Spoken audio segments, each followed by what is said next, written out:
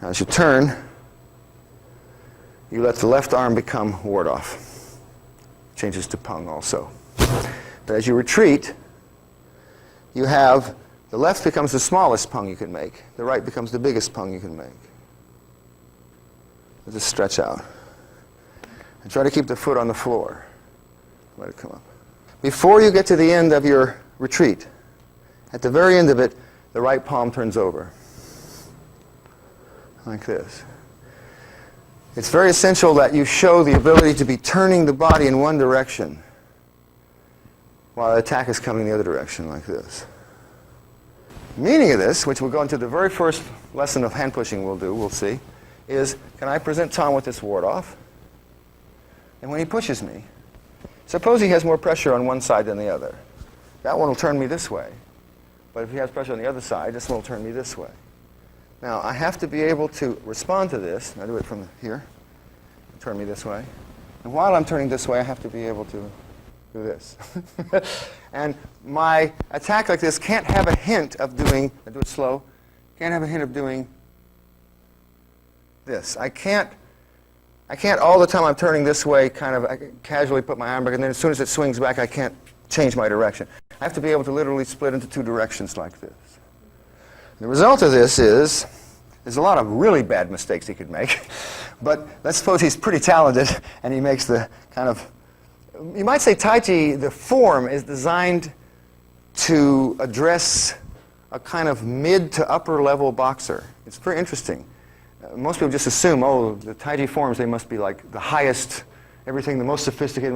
No, they're not. They're really kind of on a practical level. They show a lot of things that like ordinary boxers do. If we took like ordinary boxers in China in the 14th century or something, you know, it's like kind of characteristic stuff, but not necessarily always assuming the highest level of contact, but kind of what guys do. And of course, in this case, if somebody's really untrained, they'll just lift their elbow maybe. If they're really untrained, they won't do anything. They'll lift their elbow in a really simple way that'll make it extremely easy to control the body because they've distorted themselves in some way. But if they're good, they make a good response, they'll tip the whole body over. And as they do that, what actually happens is, even if they were putting more pressure on this side, this action of rolling changes it, and the pressure comes on this side. So when you turn your waist afterwards, you're not turning it just arbitrarily because you want to put force on the person by turning the waist. You're turning the waist because he turned your waist. He pushes me on this side. I give him this threat. The pressure changes. I turn to this side, and as I do, this hand, which was warding off, turns and changes to pull, like this. And this, which was slapping him this way, turns to Peng, ward off. But now we're not using it as ward off anymore. We're using it to break his arm, like this. It's a simple concept. So again, push. This is the idea. Now, in our form, in fact, we're not going to do this. Although some forms actually do this. They go to here, and then this is their next move. And then they come up with the press from here. In our form, a little different because, and as I say, all these are a little bit arbitrary in what they do. They just sort of say, what did the opponent do? None of them are things you do to other people. They're things that other people do to you, and then you sort of make them sorry they did. But you don't stop them from doing it, see? Technically, I'm not stopping Tom from pushing me on this side. I'm just making him think, oh, I should have pushed on the other side. And then here, as he rolls, I just take the natural thing here and roll it down, like this. Now, when that happens, people don't like it. That is to say, they feel themselves being pulled this way, and they will try to stand up. When they try to stand up, let's bring the arm up. Now that's pulling back. There's a whole bunch of funny things people can do. He just lifts the arm up. Then this happens. And in fact, all I've done is follow the movement of his arm. I didn't even pull it up. What it looks like is that I had all these ideas. I said, I'm going to turn this way. I'm going to grab this guy, pull him down like this, then swing him up like this and break his arm. And in fact, this is one of the reasons that it's very difficult for students to learn soft style techniques. Because when they see the teacher do, they go, well, I saw the teacher do just that. So then they grab somebody, I'll be just like teacher. They say, wow, it's just like, I must have to be incredibly strong to make this work. You know? Because nobody could make it. The teacher couldn't have made it work. But and Aikido is an interesting thing. I studied Aikido a long time. And, well, I don't know, not a long time. But when I was young, it seemed like a long time. 4 or 5 years at least in Hawaii. And then with Yamada in New York. And I remember the first time I realized that there was a big misunderstanding by the students about how these throws worked. You would see somebody take someone, put these locks on them, and then send them sailing across the room. And then we'd take each other and go, and it'd be like, come on, Tom, can you give me a hand here? It's like, how come these locks don't work? And how come I don't have this mysterious power? In fact, the teacher wasn't sending anybody sailing anywhere. The way you apply these locks is you apply them all right in place. You apply them exactly, they're all internal. You don't try to move them at all. In fact, the whole trick is not to move the fulcrum of these turns. You make a little one here, then you make one here, then you make one out of the whole body, and if the person just goes right down, you got him. But what people do is they try to get away. When they try to get away, then you follow them trying to get away. As you follow them, it looks like you're leading them. And then finally, when you finally throw them, they're already running at 10 miles an hour. And so when you throw them, they really make a mess. And you say, wow, it looks like superpower this guy has. But I know because I started, first time the teacher came up to me, and he threw me, the first time that I did this correctly, and I felt everything just turn around one center, and I was just upside down, landing in the same place I'd been standing. And he looked at me and said, good boy, now you're getting better.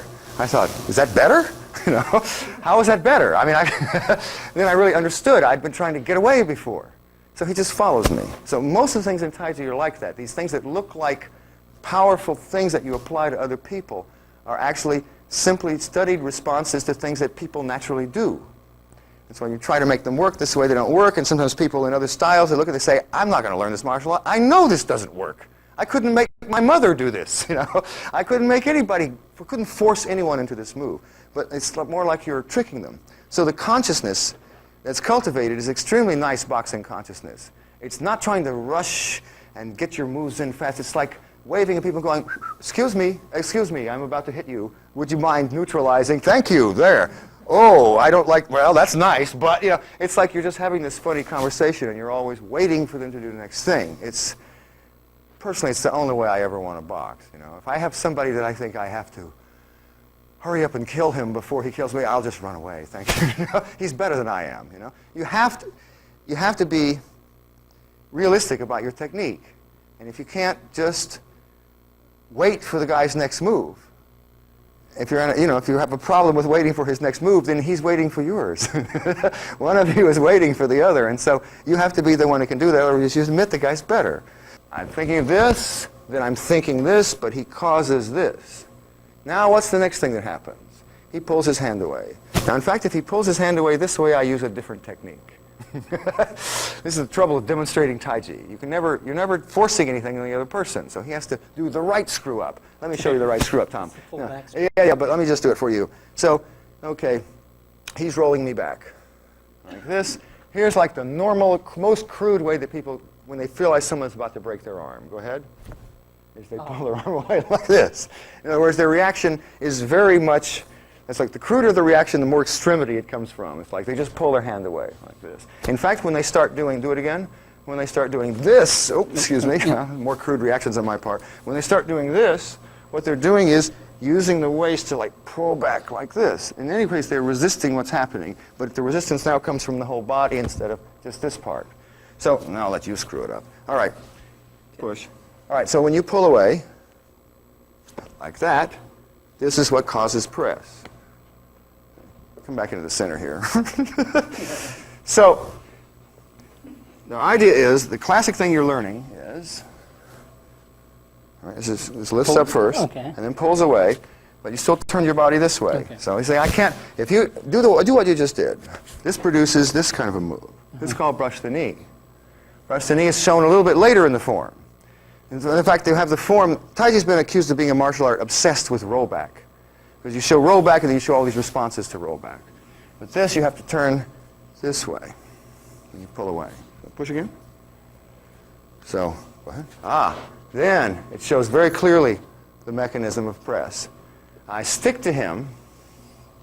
See, this is like a little ball I have connected to him. So if he turns and pulls away, Now you're pulling the other way. You want me to turn this? Yeah. Okay. Like I say, look, what happens if he does turn this way? If he does, my ball rolls like this. When the ball rolls like this, it produces a different technique. But if he turns and pulls this way, right, then just the ward-off sticks to him.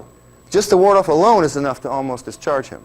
But what happens is he resists that. So he pulls away, all right, and then doesn't want to fall down. So when he resists, this is when the press comes. It's a very simple idea. So it looks like this. There's your ward-off. There's the slap. There's the change. Here's the pull. This is the split. Now it goes up this way. Now he pulls his hand away. When he pulls his hand away, you stick to him and follow him. As you get to this point, you touch here, and when he resists, you press. And that's why the press looks that way. But again, it's something completely dictated by the other person. It has nothing to do with your desire to muscle him around. Whenever he changes his mind in the slightest bit, you let him go. It's completely free. Watch again the characteristics. First, that he pushes you on this side. Then, when he rolls, you roll him down first, then up here, then follow him. And I say, in real situation, you must always use footwork here, but this is done without the footwork. Come up, and then as you press, slip this arm under here. As I press, you're going to slip me off, and then push back at the shoulders. So do that again. So here, pull back. No, you got to pull back one leg at a time. All right, you're still turning this way. If you do that, I'll do something different. You got to turn this way.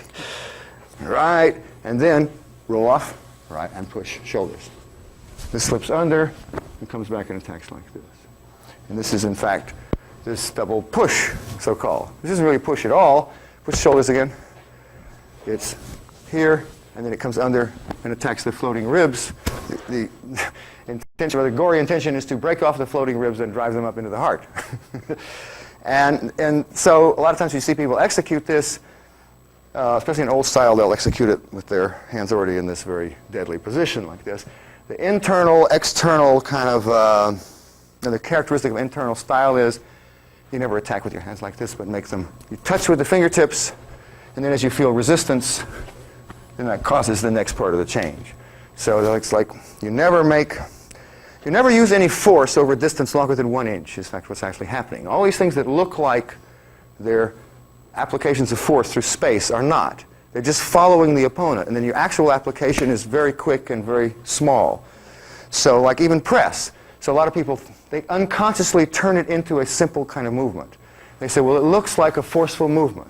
So you go, okay, and kind of like, I'll really get into it and make it, I'll really rehearse the right thing. This is like my press. Same thing here with the push here. As you come forward, the push makes no sense because you're pushing this way. Whatever this martial art is, it doesn't make any sense. You don't move your center one way and your arms another way if you're intending to push in the normal sense. You naturally move the center with the arms, right? But this is not what we're doing. This is not intended to express a long, continuous, powerful movement. It's intended to express a bunch of discrete positions. Each position, you have the capability of generating this force of kind of like bouncing your opponent off of you with your condition. It's kind of like you move your condition around and your opponent encounters it in different places. So the fact that this is going sideways even and this is going this way means nothing. Because it's at each moment you're examining the position as though it were stable. So the whole thing looks like this. Turn. Roll back. Press. Then this is you getting rid of the push of the shoulders and then push. As I say, don't bend your wrists here until I show you what happens. But just come in with the fingertips. Okay, give this a try. Now we'll start here in our position. Make sure your feet are right in the first place, which means make sure, very good. Make sure they're not too narrowly placed like this, or you'll have a lot of trouble turning your waist. Okay, so turn the waist. Now as you retreat, the left arm changes more. Then at the end, the right arm changes. Then the left arm starts in the right arm. Then, at this point, I didn't make it clear, they both go to neutral. And as you shift to the middle one, the left wrist touches the right, left palm touches the right wrist, and then as you close the quad on the right side, the press occurs. Pretty nice. Hold this position, hold this position. Yeah, it's a very good leg position. Excellent. Let this just roll this over, like just overpowers this. So your knee, both elbows drop down on this. You do not have a difference between this and this. It's a completely different position of press. Then keep the waist straight. Come back to, again, 100% position. And now this position that your hands are in should be reminiscent from our first move when we came up, stretched, and came back like this. This is where we are. But now we're like this. So then comes out,